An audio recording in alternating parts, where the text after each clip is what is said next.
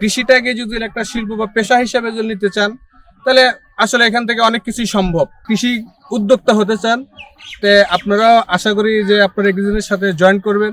তাদের সহযোগিতা এবং তারা যেভাবে আমাদের হাতে কলমে এবং মাঠে এসে প্র্যাকটিক্যালি যেভাবে শেখাইলো, আপনারা আশা করি হতাশ হবেন না এবং এটা বিফলে যাবে না। প্রচলিত অর্থে যেভাবে আমরা করে থাকি তার বাহিরেও কিছু চিন্তা ভাবনা আমাদের করতে হয়, বিশেষ করে প্ল্যানিংটা।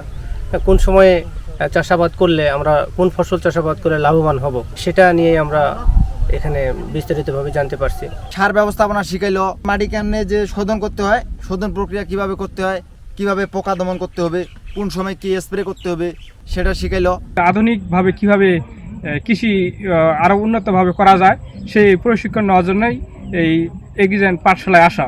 আমরা নিজে যে আবাদগুলো করি সেখানে অনেকগুলো ভুল থাকে। দেখা যায় যে মালচিং কিভাবে আপনার বিছাবো বা বেডে দৈর্ঘ্য প্রস্থ কতটুকু হবে, বিভিন্ন সমস্যার সম্মুখীন হই।